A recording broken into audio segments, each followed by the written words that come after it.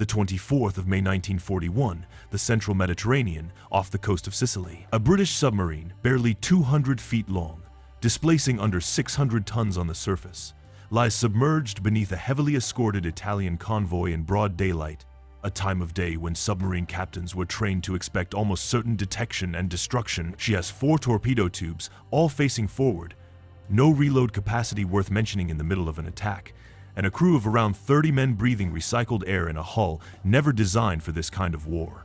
She fires. A 18,000-ton Italian troop transport carrying more than 2,000 soldiers bound for Rommel's army in North Africa takes the hit and goes down. This is the story of HMS Upholder, a submarine class built for a war nobody thought it would actually have to fight, and the sailors who turned it into the highest-scoring Allied submarine of the Second World War. Upholder belonged to the Royal Navy's U-class, and the U-class had not been designed with anything like this mission in mind. The class originated in the mid-1930s as small, cheap, unarmed target submarines, built specifically to be towed or driven at periscope depth so that surface ships and aircraft could practice anti-submarine warfare against a real hull without risking a proper fleet submarine. When war came, the Admiralty urgently needed coastal patrol submarines in numbers, and the U-class was pulled into frontline service and hastily redesigned, fitted with 4 bow torpedo tubes, a 3-inch deck gun, and just enough additional equipment to make it a genuine attack submarine rather than a moving target. What it kept from its original design was everything that made experienced submariners doubt it could ever be more than a stopgap. A displacement of roughly 540 tons surfaced and 730 submerged, tiny even by the standards of the day, a surface speed of around 11 knots and barely 10 submerged, slower than almost anything it might need to escape from. No torpedo tubes facing aft at all, meaning a submarine that missed its shot, or that fired and wanted a second bite at a target now aware of its presence, had no way to reload from the stern and had to physically turn the entire boat around while an alerted escort came looking for the wake. Range was limited by the standards of the war's other submarine classes, restricting how far from base these boats could realistically operate before needing to return. On paper, the U-class was a coastal training tool wearing the uniform of a war patrol submarine, and most naval planners expected it to perform accordingly, modestly, cautiously, and mostly in defensive or training roles, rather than at the sharp end of the war against Axis supply line. The theater that changed that assessment was Malta.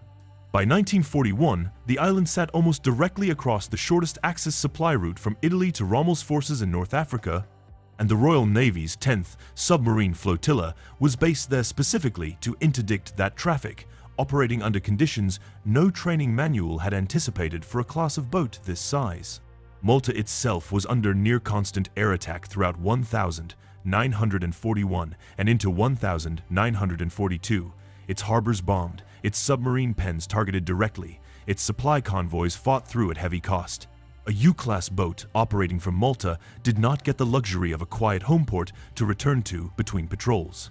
It surfaced to recharge batteries and take on fuel in a base that was itself an active war zone, then went back out to hunt convoys that were escorted with increasing skill and aggression, as the Axis recognized exactly how much damage these small submarines were doing to the North African supply chain.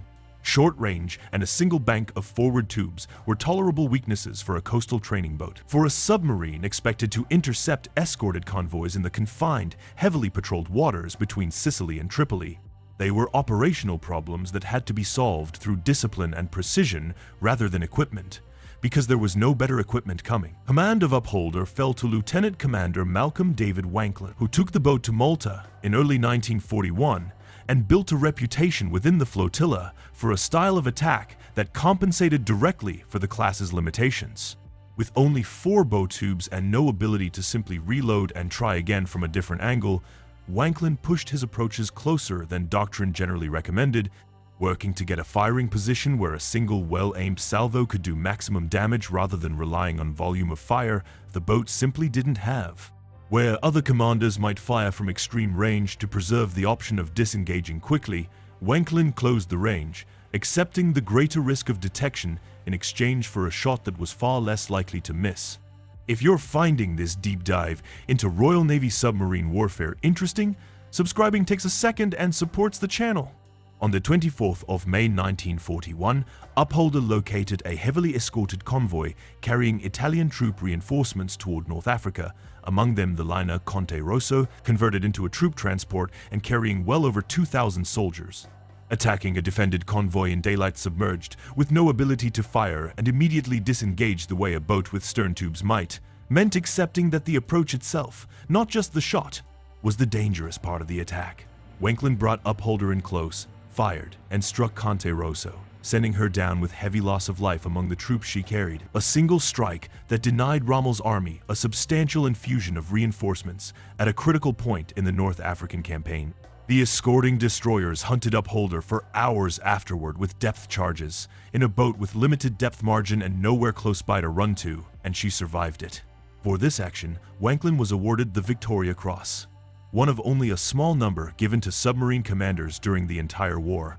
The citation crediting the exceptional daring of pressing home a submerged daylight attack against a strongly escorted convoy in a boat with none of the margin for error that a larger fleet submarine might have carried. Conte Rosso was not an isolated success. Over roughly 2 years of patrols from Malta, Upholder went on to sink or damage a substantial tally of Axis shipping, including further troop transports, supply ships, and at least one enemy submarine, accumulating a total that made her, by tonnage sunk, the highest-scoring British submarine and among the highest-scoring Allied submarines of any nationality.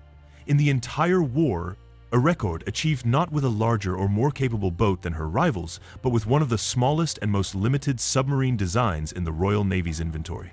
Every one of those attacks was fought within the same constraints that had made the U-class look like a coastal afterthought on the drawing board.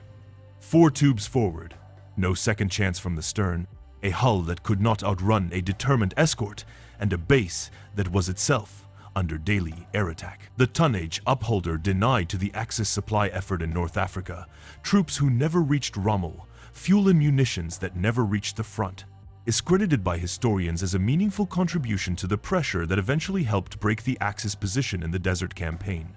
Achieved by a submarine class, nobody had originally intended to fight that war at all. Upholder's own war ended in April 1942, on her 25th patrol, when she failed to return to Malta after an attack near Tripoli, almost certainly sunk by depth charges from the Italian torpedo boat Pegaso.